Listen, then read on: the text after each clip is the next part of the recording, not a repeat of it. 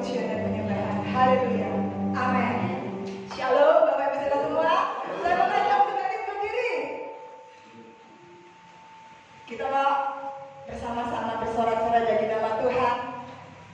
Sepekan sudah kita lewati, anugerahnya sungguh luar biasa bagi kita. Amin. Angkat tanganmu jika engkau merasakan kebaikan Tuhan sepekan. Amin. Siap puji Tuhan?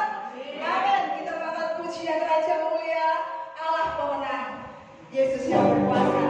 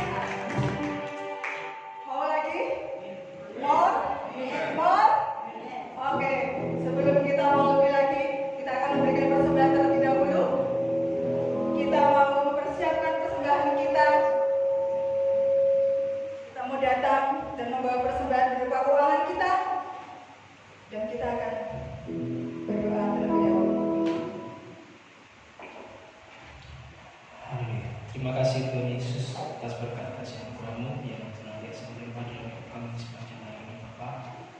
Kami sudah memuji muliakan nama Bapa, kita saatnya kami untuk memberi yang terbaik buat Engkau Bapa. Kiranya Tuhan setiap apa yang sudah kami persiapkan, persembahan, baik itu persepuluhan, baik campur tangan, sehingga boleh memberkati perjalanan kita ini Yesus. Berkati setiap anak-anak yang memberi maupun yang belum sempat memberi Bapa. Terima kasih Yesus, terima kasih. Kami siap memberi yang berkat Engkau hanya di dalam nama kami berucap syukur. Haleluya. Haleluya. Amin.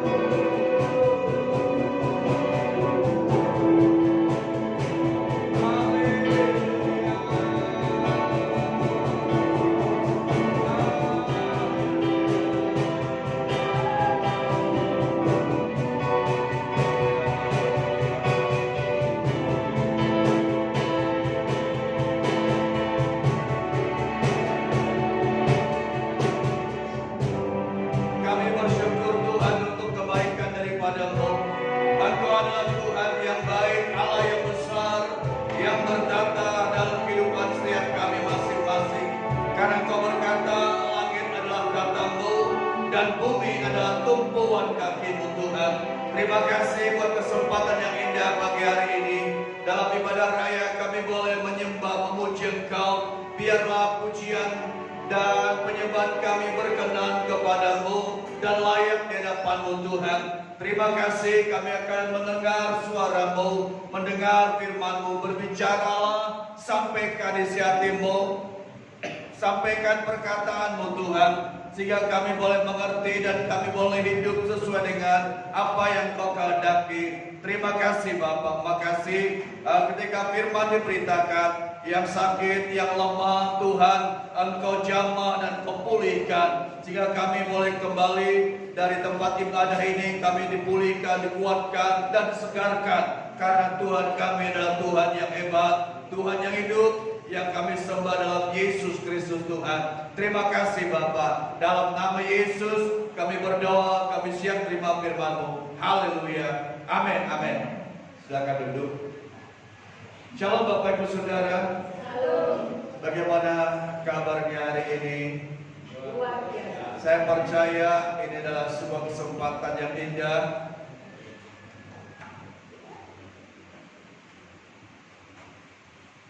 Kita boleh ada dalam persekutuan, dalam ibadah raya untuk kesekian kalinya. Hari ini adalah hari yang luar biasa, di mana Tuhan memberikan waktu dan kesempatan bagi kita. Kita akan buka di dalam Bilangan pasal yang ke-11. Kita akan membaca ayat ini. Bilangan pasal 11 ayat pertama, kita akan melihat dan membaca kebenaran firman Tuhan ini. Tema hari ini adalah bagaimana kita menjadi pemenang. Bagian kedua, bagaimana kita jadi pemenang. Bilangan pasal 11 ayat 1 kita baca dan kita simak dengan seksama. Demikian firman Tuhan. Pada suatu kali bangsa itu bersungut-sungut di hadapan Tuhan tentang nasib buruk mereka. Dan ketika Tuhan mendengarnya, bangkitlah murkanya. Kemudian nyalalah api Tuhan di antara mereka dan merajalela di tepi tempat perkemahannya. Bapak Ibu Saudara, ketika kita membaca kebenaran ini atau kita melihat apa yang Tuhan sampaikan melalui firman-Nya, kita tahu bangsa Israel adalah bangsa yang dipilih oleh Tuhan, bangsa yang dibebaskan dari perbudakan Mesir. Tetapi kita melihat dalam perjalanan mereka pada waktu itu keluar dari tanah Mesir menuju tanah Kanaan, lalu mereka dikatakan di sini menghadapi satu keadaan yang sulit, ya, situasi yang sulit. Lalu dikatakan oleh firman Tuhan, mereka bersungut-sungut. Ya, satu hal yang tidak dikehendaki oleh Tuhan adalah persungutan. Dikatakan mereka bersungut-sungut di hadapan Tuhan tentang apa?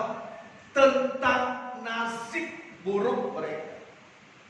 Mereka berpikir, oh ini adalah nasib burukku. Ini adalah nasib, ini adalah nasib. Dulu enak tinggal di Mesir, mereka pikir seperti itu. Ketika berjalan keluar dari tanah Mesir dan sampai dalam perjalanan, lalu mereka berpikir, oh ini adalah nasib buruk. Lalu nasib itu yang ada dalam pikiran mereka, mereka berkata dan mereka berpikir hidup mereka adalah sebuah nasib.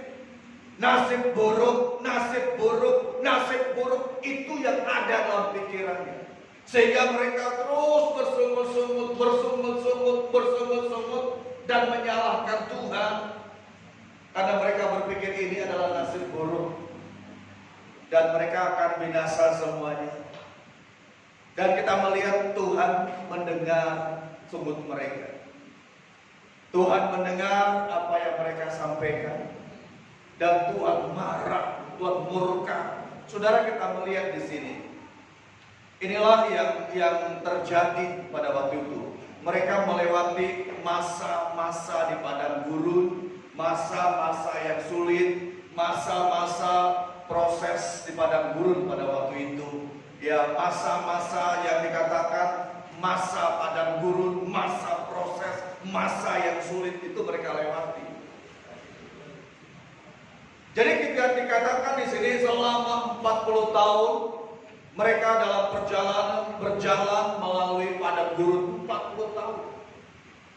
Kalau kita melihat di dalam firman Tuhan, mereka berjalan selama 40 tahun dan dikatakan di dalam Yosua pasal yang kelima ayat yang ke-6 bagian A, selama 40 tahun mereka berjalan dan seluruh bangsa itu dikatakan di situ meninggal semua. Prajurit-prajuritnya yang terbaik pun meninggal. Kenapa? Karena dikatakan di sini mereka tidak mendengar firman Tuhan, tidak melakukan firman Tuhan, dan mereka hanya hidupnya bersungut-sungut, terus menyalahkan Tuhan, dan mereka berpikir ini adalah nasib buruk dan keadaan yang buruk. 40 tahun berjalan di padang gurun, 40 tahun mereka ada dalam kesulitan dan krisis yang mereka hadapi itu terus. Bayangkan 40 tahun itu waktu yang tidak pendek, saudara. Mereka dalam perjalanan yang sangat sulit. Ya, seperti yang kita lihat hari-hari ini, mulai dari bulan Maret sampai sekarang ini, ya dunia Indonesia dikepung dengan virus corona. Itu membuat dunia usaha pun mengalami keadaan yang sulit dan orang pun dalam hidup dalam keterbatasan, semua dibatasi dan keadaan semakin sulit, dikepung dengan segala ketakutan, kekhawatiran dan kecemasan. Banyak orang mengalami seperti itu. Bapak Ibu Saudara, kita ada dalam satu keadaan yang sulit atau krisis seperti ini, tetapi kita melihat Tuhan bawa kita, Tuhan ada di balik itu semuanya, dan Tuhan sedang bekerja untuk kita semuanya. Nah, dikatakan dalam firman Tuhan ini, kalau kita melihat bahwa bangsa Israel adalah bangsa yang ada dalam kesulitan, ada dalam masalah, dan ada dalam satu persoalan yang sangat luar biasa. Kalau kita perhatikan di sini dikatakan mereka dalam kesulitan, dan ketika masalah terjadi, bukan berarti Tuhan membiarkan. Bukan berarti Tuhan tidak ada di dalam kesulitan itu. Setiap persoalan dan setiap masalah terjadi, Tuhan ada. Dan ketika bangsa Israel ada di tanah Mesir, Tuhan melihat mereka menderita, lalu Tuhan bawa keluar dari tanah Mesir dan berjalan menuju tanah Kanaan. Tapi untuk sampai di tanah Kanaan, mereka harus melewati ada proses. Dan ketika sampai di proses inilah yang sulit sekali untuk diterima. Banyak orang ikut Tuhan maunya instan, gampang, mudah. Ketika ikut Tuhan semuanya serba mudah, semuanya serba gampang, semuanya serba instan, pokoknya semuanya beres. Tuhan gak mau. Ketika kita ikut Tuhan untuk mencapai hal yang terbaik, mencapai tanah Kanaan itu tidak seperti kita bayangkan, oh gampang semuanya, tapi harus melalui proses. Dan proses inilah yang kadang-kala orang tidak kuat. Banyak orang bisa tinggalkan Tuhan. Padahal Tuhan inginkan di balik proses ini ada hal yang luar biasa. Ya. Di balik persoalan yang dihadapi dan di balik masalah yang dihadapi, di balik krisis yang kita hadapi, di balik kesulitan yang kita hadapi, Tuhan ada di dalamnya. Amin. Tuhan ada dan Tuhan bekerja di dalamnya. Kenapa? Karena kalau kita melihat di sini bahwa Tuhan ada di dalam setiap keadaan, setiap masa, setiap hidup kita, Tuhan ada di situ. Nah, kalau kita melihat apa maksud Tuhan mengizinkan persoalan terjadi? Apa maksud Tuhan?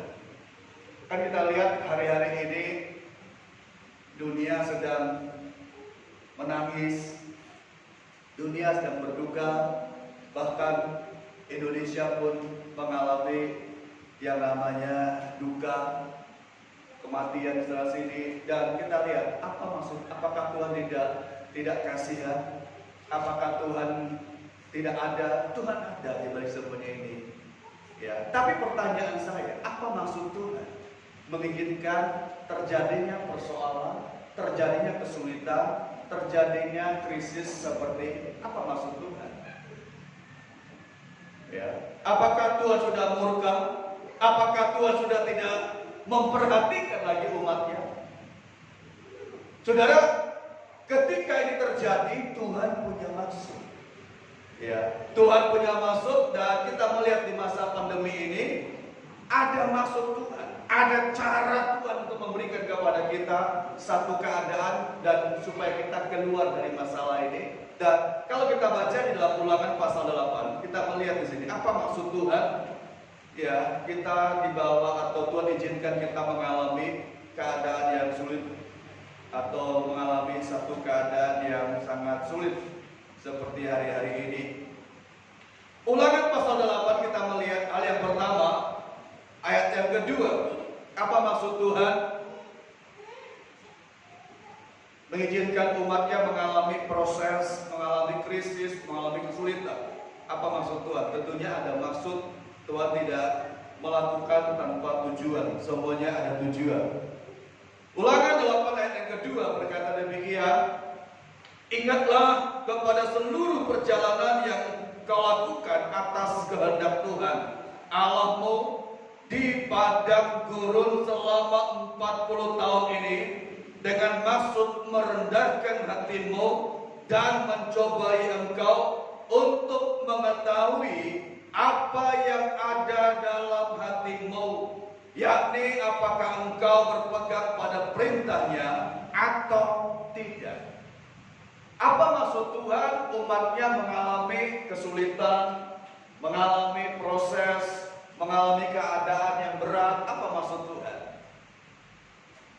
Bukan Tuhan tidak mengasihi umatnya, bukan Tuhan tidak peduli dengan umatnya, tapi Tuhan mengasihi. Karena kasih itu Dia melakukan ini.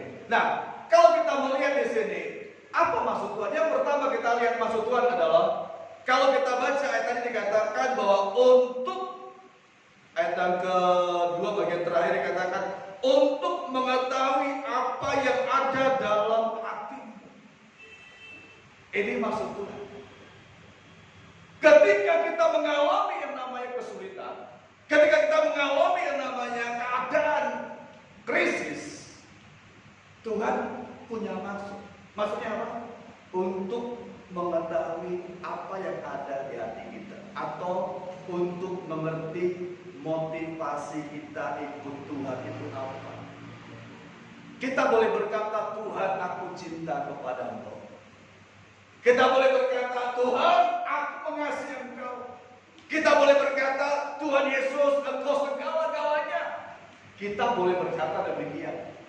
Semua orang boleh berkata demikian, bahwa dia mencintai Tuhan, dia mengasihi Tuhan, dia rela berkorban untuk Tuhan. Semua orang boleh berkata. Betul? Tetapi cinta kita kepada Tuhan itu akan diuji. Apakah benar kita cinta Tuhan? Apakah benar kita mengasihi Tuhan? Itu akan dibawa ke padang gurun dulu. Di padang gurun akan terlihat keaslian kita. Apakah cinta kita kepada Tuhan benar-benar, atau hanya sekedar cinta-cinta? Karena banyak orang ikut Tuhan itu hanya klise. Ketika dia lagi punya masalah, keluar dari itu, ikut Tuhan. Dia gak mau lagi ikut Tuhan. Kalau dia lagi butuh Tuhan, dia kejar Tuhan, minta pertolongan sama Tuhan. Bahkan gereja dioya-oya. Kalau gak nolong, lalu dia berkata, gereja ini seperti ini, cari gereja lain lagi. Kenapa? Motivasi dia. Karena itu Tuhan bawa umatnya untuk mengalami yang namanya proses. Untuk melihat motivasi kita ikut Tuhan itu apa. Apa tujuan kita ikut Tuhan itu kan terlihat nanti. Kalau motivasi kita ikut Tuhan dengan sungguh-sungguh, tujuan kita ikut Tuhan itu sungguh-sungguh, Tuhan akan berkati hidup kita. Ketika Petrus waktu itu Yesus disalib, Petrus ditanya, apakah engkau mengasihi aku? Kan waktu itu Petrus pernah berkata kepada murid-murid yang lainnya, sekalipun orang-orang semua yang ada di sini imannya tergoncang semua malam ini, tapi aku tidak akan tergoncang, kata Petrus. Betul? Nah, waktu itu ditanya oleh seorang perempuan ketika Yesus disalib. Dalam pengadilan Yesus ditanya, apakah engkau murid Yesus? Diuji. Apakah engkau murid Yesus? Dia gelagapan. Ya. Karena banyak orang berkata dia cinta Tuhan. Tapi ketika ada persoalan sedikit dia nggak berani. Boro-boro dia berani berkorban bagi Tuhan. Dia justru mungkin tinggalkan Tuhan, tinggalkan gereja. Cintanya kepada Tuhan yang sebatas di bibirnya. Karena itu Tuhan izinkan umatnya mengalami yang namanya apa? Kesulitan. Umatnya mengalami yang namanya apa? Krisis, masalah. Itu Tuhan izinkan. Untuk apa? Lihat motivasi setiap umatnya itu. Apakah kita masih berpegang kepada firman-Nya? Apa motivasi kita ikut Tuhan? Apakah kita sungguh-sungguh cinta Tuhan? Orang cinta kepada Tuhan, dia akan berani melakukan apapun juga, dan dia tidak akan pernah tinggalkan Tuhan. Keadaan sulit bagaimanapun, dia tidak akan tinggalkan Tuhan. Sekalipun dia dalam keadaan yang sangat berat, dia tetap setia ikut Tuhan. Amin. Padang gurun tidak mencelakakan kita sebenarnya, tapi padang gurun itu adalah untuk sebuah proses, di mana kita diproses untuk masa-masa yang sulit, dan kita akan maju nanti keluar jadi pemenang. Itu padang gurun. Ya, ketika kita dihadapi dengan padang gurun, keadaan yang serba sulit, ya, karena padang gurun itu kan namanya juga padang gurun, tidak ada pohon, yang adanya pasir dan panas. Ya, itu padang gurun. Nah, kita dibawa Tuhan ke situ, tapi bukan untuk mencelakakan kita. Keadaan yang sulit seperti itu bukan untuk mencelakakan kita, untuk memurnikan, untuk melihat keaslian kita. Apakah cinta kita kepada Tuhan sungguh-sungguh, ataukah cinta kita kepada Tuhan hanya sebatas ucapan di bibir? Karena itu akan diuji. Bagaimana motivasi kita? Ya, apa yang kita lakukan untuk Tuhan? Itu yang pertama. Kenapa kita diizinkan Tuhan mengalami keadaan yang sulit? Yang pertama, untuk melihat motivasi. Yang kedua, kita masih melihat ayat yang Ulangan 8 ayat yang ketiga. 8:3 berkata demikian, jadi ia merendahkan hatimu, membiarkan engkau lapar, dan memberi engkau makan mana yang tidak kau kenal dan juga tidak dikenal oleh nenek moyangmu, untuk membuat engkau mengerti bahwa manusia hidup bukan dari roti saja, tetapi manusia hidup dari segala yang diucapkan Tuhan. Kita melihat yang kedua, apa maksud Tuhan mengizinkan umatnya mengalami keadaan yang sulit, krisis, keadaan yang berat. Tadi yang pertama adalah untuk melihat apa? Motivasi hati kita. Hati kita itu benar apa tidak? Apa tujuan kita ikut Tuhan? Yang kedua, apa maksud Tuhan untuk membuat kita mengerti tujuan hidup ini? Ini maksud Tuhan. Kalau kita baca yang ketiga mengatakan bahwa Tuhan merendahkan hatimu dan membiarkan engkau lapar, untuk memberi engkau makan mana. Ini mana, ini makanan yang sama sekali orang Israel gak pernah makan, karena dari mana langsung dari surga, dan gak pernah makan, dan itu gak pernah mereka kenal. Tiba-tiba diberi oleh Tuhan kepada mereka makanan yang asing, tapi mau gak mau itu harus mereka makan, mau gak mau itu harus mereka nikmati. Kenapa? Karena supaya mereka mengerti tujuan hidup. Jadi hal yang kedua kita melihat untuk apa Tuhan mengizinkan kita mengalami keadaan yang sulit. Untuk membuat kita mengerti tujuan hidup ini. Apa tujuan hidup kita? Ya, apa tujuan hidup saudara? Pertanyaan terpenting dalam hidup ini adalah pertanyaan yang terpenting, mengapa saya hidup? Itu pertanyaan terpenting. Ada 3 pertanyaan. 1, mengapa saya hidup? Pernah kita bertanya, mengapa saya hidup? Yang kedua, apa arti hidup ini? Dan yang ketiga, apa tujuan hidup ini? Mengapa saya hidup? Apa arti hidup ini? Dan apa tujuan hidup ini? Kalau kita menemukan tujuan hidup kita, maka kita akan melihat di situ ada hal yang luar biasa. Kita merasa lebih hidup. Kenapa? Karena kita menemukan tujuan hidup kita. Ya, keadaan yang terbesar atau krisis yang terbesar bukan karena kita mengalami kesulitan, tapi karena kita nggak punya tujuan hidup. Orang kalau nggak punya tujuan hidup, orang itu hidupnya nyasar kemana-mana dia.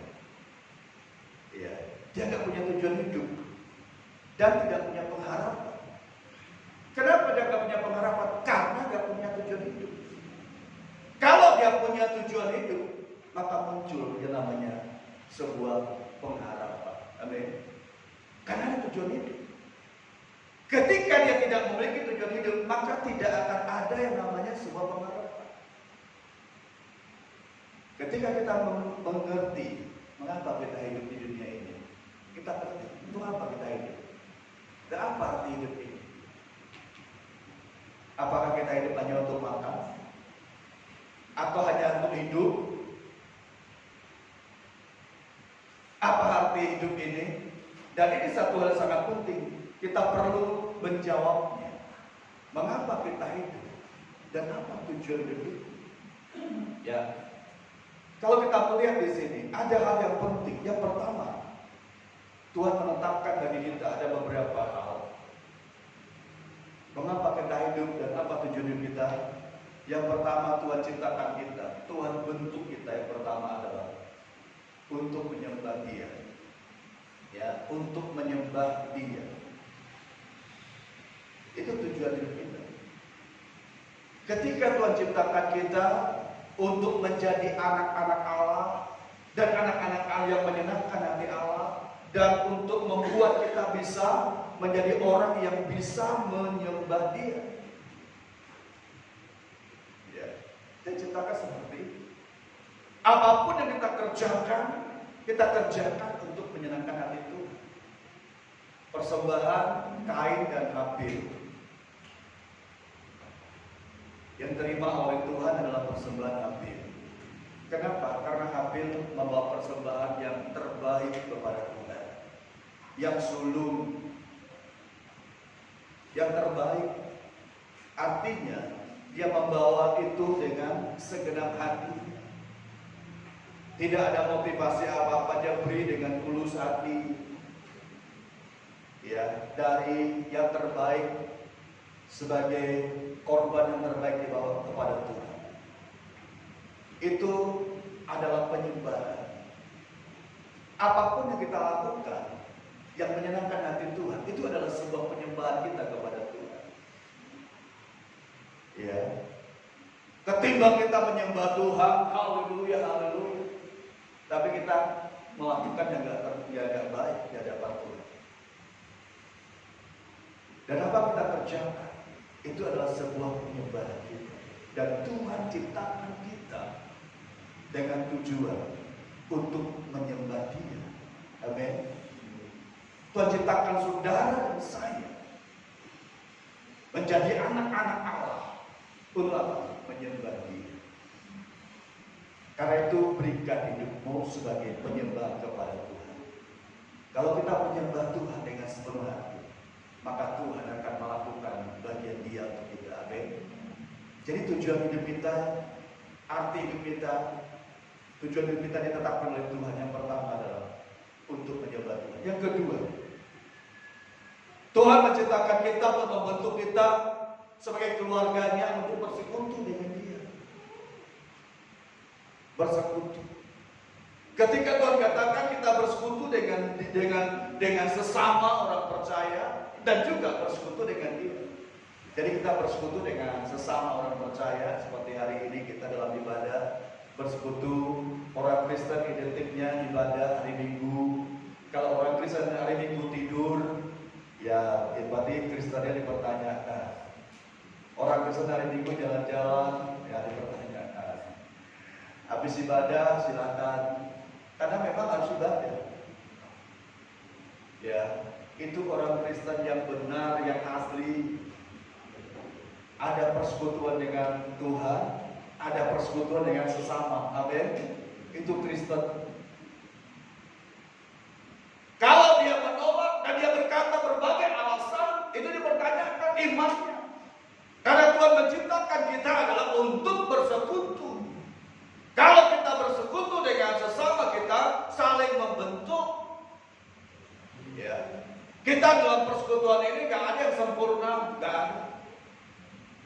Kalau kita datang melihat, oh dia adalah orang seperti ini, dia seperti ini, kita memang paling gampang menilai orang. Gampang menilai, gampang mengkritik, gampang menyalahkan, itu paling gampang. Tapi kita nggak bisa melihat diri sendiri.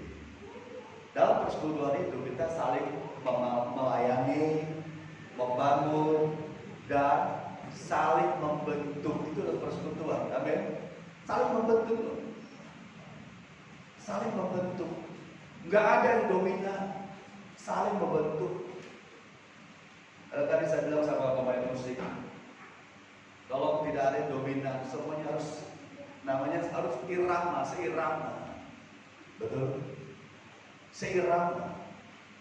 Tidak ada pemain musik yang satu lebih dominan dan satu tidak. Semuanya harus seirama. Nah, dalam persekutuan itu juga kita saling membentuk. Bersekutu dengan Tuhan dan bersekutu dengan sesama kita. Amin. Itu tujuan Tuhan menetapkan kita untuk tadi menyembah Tuhan. Jadi anak-anak Tuhan untuk menyembah Dia. Yang kedua untuk bersekutu. Dan yang ketiga, tujuan Tuhan menciptakan kita adalah, kalau kita melihat di sini, tadi bersekutu dengan Tuhan. Yang ketiga adalah untuk kita menjadi murid Kristus atau menjadi serupa dengan Kristus. Jadi Tuhan ciptakan kita seperti ini. Jadi serupa dengan Kristus. Dengan cara bagaimana? Cara jadi murid, dimuridkan. Serupa dengan Kristus, sama dengan Kristus. Caranya bagaimana? Kita dimuridkan, mau dimuridkan, sehingga kita memiliki karakter Kristus, sifat Kristus. Kenapa? Karena kita mau dimuridkan. Seorang murid, ya. Ketika kita jadi seorang murid, murid itu suka belajar, betul? Murid suka belajar dan suka hal-hal yang belum dia tahu, dia akan cari. Itu murid. Suka belajar, suka diajar, itu murid. Supaya apa? Supaya pinter. Tidak ada murid tidak suka belajar. Murid itu suka belajar, itu murid. Dia terus menggali. Sekalipun dia udah profesor, dia tetap belajar. Dia terus belajar dan belajar. Ya. Ketika kita belajar dan melihat, ada banyak hal yang kita temukan. Kenapa? Karena belajar. Ya. Tuhan ciptakan kita untuk menjadi serupa dengan Dia dengan cara menjadi murid. Karena itu Yesus katakan, pergilah jadikan semua bangsa murid. Tuhan ciptakan, Tuhan tetapkan kita jadi murid Tuhan. Amin. Jadi saudara ditetapkan Tuhan jadi murid Tuhan itu bukan karena kemauan sendiri, tapi Tuhan yang tetapkan, tentukan bahwa semua orang jadi murid Yesus. semua orang harus jadi murid Tuhan Yesus. Sehingga memiliki karakter Kristus, memiliki sifat Kristus, dan gaya hidup Yesus. Kenapa? Murid Yesus. Orang Kristen pertama kali disebut karena dia di murid adalah di Antioquia. Antioquia adalah pertama kali itu Kristen disebut. Karena disebut banyak murid Yesus, hidupnya sama seperti Kristus, gaya hidupnya sama seperti Kristus, dan itu murid Kristus dibentuk seperti ini. Lalu yang berikutnya, yang keempat adalah Tuhan menetapkan kita, membentuk kita, bukan hanya jadi murid, tapi juga Tuhan bentuk, Tuhan tetapkan kita untuk jadi seorang yang ambil bagian dalam pelayanan. Itu, ya. Tuhan bentuk saudara, Tuhan ciptakan saudara, bukan hanya orang yang biasa, tapi semua orang harus ambil bagian dalam sebuah pelayanan. Itu tujuan Tuhan. Tidak ada Tuhan ciptakan, Tuhan bentuk umatnya hanya diam, tidak ada yang mau melayani, tidak ada. Semua diciptakan Tuhan, dibentuk Tuhan, supaya umatnya itu supaya bisa mengambil bagian dalam sebuah pelayanan. Saudara, kita melihat tidak semua orang jadi pendeta. Betul? Gak semua orang. Tapi semua orang harus jadi pelayan Tuhan. Kalau kita jadi pelayan dan melayani Tuhan, kita ambil bagian karena setiap kita diberikan talenta. Setiap kita diberikan karunia. Yang satu tidak dimiliki tapi dia memiliki. Yang satu gak miliki tapi dia memiliki. Nah, setiap kita diberikan karunia untuk bisa melayani sesama kita. Karena itu Tuhan katakan kita diciptakan untuk bisa saling melayani. Bukan saling menggigit, bukan saling menjatuhkan, tapi saling melayani. Itu tujuan Tuhan. Tetapkan kita, ciptakan kita, tujuan hidup kita seperti itu untuk bisa saling melayani. Amin. Kalau kita belum bisa melayani, ayo belajar melayani. Semua kita harus jadi pelayan Tuhan, melayani Tuhan. Tapi gak semua orang jadi pendeta. Gak semua orang bisa mungkin berdiri di depan ini. Tapi semua kita jadi pelayan Tuhan dengan bidang kita masing-masing. Mungkin kita gak tahu, akan diberitahu oleh pemimpin rohani. Kenapa? Karena jadi pelayan Tuhan. Kalau Kristen hanya datang, duduk, diam, dengar, lama-lama bosan. Kalau dalam rumah tangga, Bapak Ibu punya rumah, di rumah Bapak Ibu hanya diam, rumah dibiarkan kotor, piring dibiarkan tidak dicuci. Karena hanya jadi seorang yang diam di rumah, tidak berbuat apa, akan jadi kacau rumah itu, betul. Dalam rumah gereja, pelayanan juga demikian. Tuhan ciptakan kita menjadi seorang pelayan, melayani dengan karunia, talenta yang Tuhan berikan kepada kita. Ya, itu tujuan Tuhan. Nah, yang ketiga, yang keempat, yang kelima kita melihat tujuan Tuhan menciptakan kita, menetapkan kita. Tujuan hidup kita untuk apa sih? Selain kita melayani, selain kita tadi menyembah Tuhan, selain kita diciptakan, tujuan kita ciptakan diserupakan dengan Kristus. Yang terakhir, yang kelima adalah untuk sebuah misi penginjilan. Itu tujuan Tuhan. Ketika Tuhan menciptakan kita, tujuan Tuhan adalah supaya kita masuk dalam sebuah misi penginjilan yang Tuhan inginkan. Misi penginjilan, menginjil, beritakan Injil, bukan memberitakan agama Kristen, tapi memberitakan Injil Kristus. Injil artinya apa? Apa arti Injil? Injil artinya apa? Kabar sukacita. Kabar baik. Kabar baik ini diberitakan bahwa manusia perlu keselamatan. Manusia butuh Yesus. Manusia butuh yang namanya pertolongan dari Tuhan. Tuhan dan tidak bisa dia menolong dirinya sendiri. Dia butuh pertolongan dari Yesus Tuhan. Kita beritakan. Jadi Tuhan menetapkan kita. Tujuan hidup kita, arti hidup kita itu seperti ini. Kita dibawa masuk dalam sebuah misi. Misi apa? Penginjilan. Menginjil. Ya, beritakan, sampaikan itu. Ya, dengan bahasa saudara sendiri, sampaikan dengan pengalamanmu bahwa Yesus itu Tuhan, Yesus itu adalah Allah. Ya, saya punya teman udah banyak, ada yang dosen UNES juga ada berapa dosen UNES, Haji, terus ada beberapa lagi, bahkan yang dari dulu yang pas nyenggol anak saya Noel itu, Pak Sabar nama Bapak, dia juga sampai hari ini tak kirimi ayat-ayat Alkitab, selalu positif. Lurah, mantan lurah Kembang Arum, tak kirim, karena dia sekarang ada di Kesbangpol. Sangat luar biasa. Ya, tak kirim, pagi tak kirim. Yang ada di Pertamina juga, Pak Haji sama ketemu waktu kita ada resepsi kenegaraan di provinsi. Dan di situ ada satu hal yang luar biasa.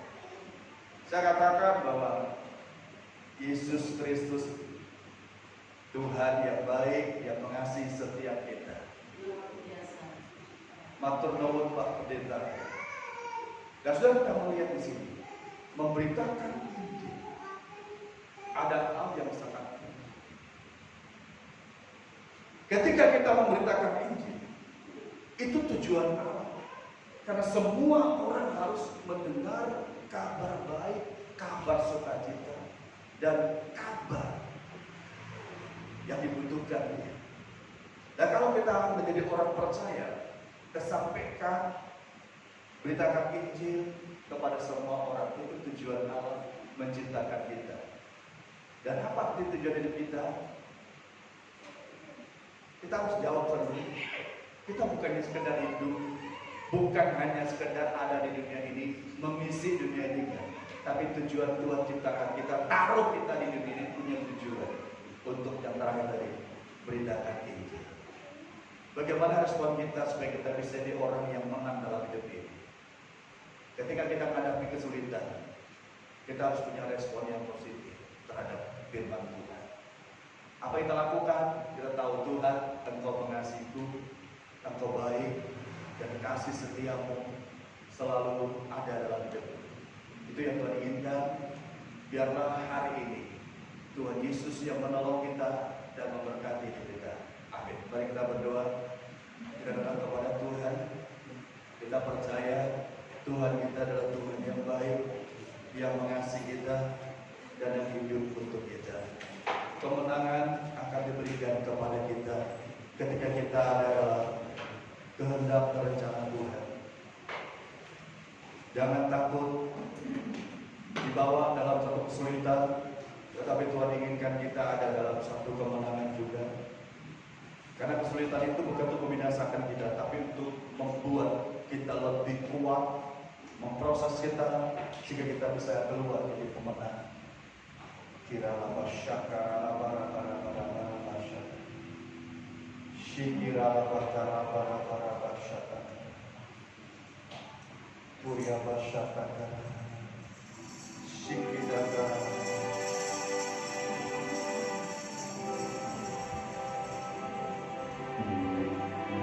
Syakara para para Purya pakara shikidaka. Shikidaka lapa purya lapa syakara. Purya pakara pakara shikidaka. Purya pakara pakara.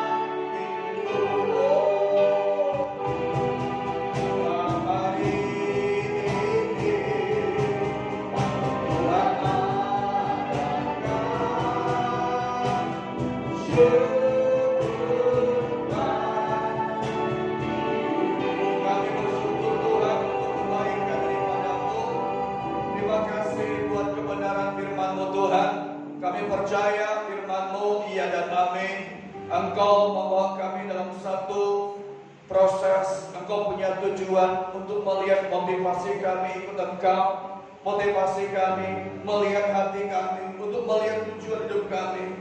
Karena itu Tuhan, Engkau yang meterangkan seluruh kebenaran firman-Mu, dan bila firman-Mu menjadi kekuatan bagi kami dan mengubah dan menuntun kami supaya kami boleh berkenan kepada-Mu.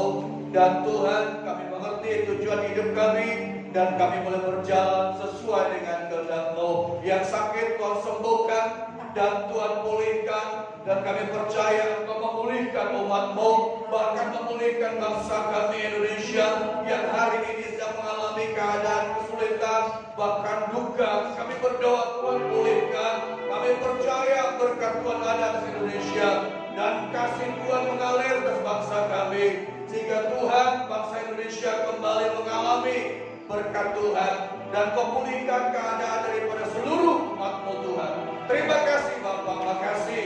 Kami bersyukur buat kebenaran firman-Mu. Di dalam nama Yesus Kristus Tuhan, kami berdoa, kami serahkan dalam tangan-Mu, dan kami mengucap syukur untuk semuanya ini. Dalam nama Yesus, haleluya. Amin, amin, amin. Puji Tuhan, silakan duduk. Bapak Ibu Saudara, ibadah tetap berjalan dan tidak ada berhenti lagi, tetap jalan. Doa-doa perkeluarga masih, cuma kerselnya belum diaktifkan, ya, belum diaktifkan kerselnya. Untuk youth, beritahu kepada yang lain, dan sudah terus berjalan tiap Sabtu youthnya, ya. Tolong dukung semua yang merasa masih muda, bukan berarti yang sudah berkeluarga, sudah tua, tapi tetap semangat muda, ya. Dan ibadah tetap menggunakan protokol kesehatan, pakai masker, tidak bersalaman, itu tetap dijalankan. Oke? Tuhan Yesus memberkati. Mari kita berdiri, kita akan akhiri ibadah kita pagi hari ini. Kita akan terima berkat Tuhan Yesus.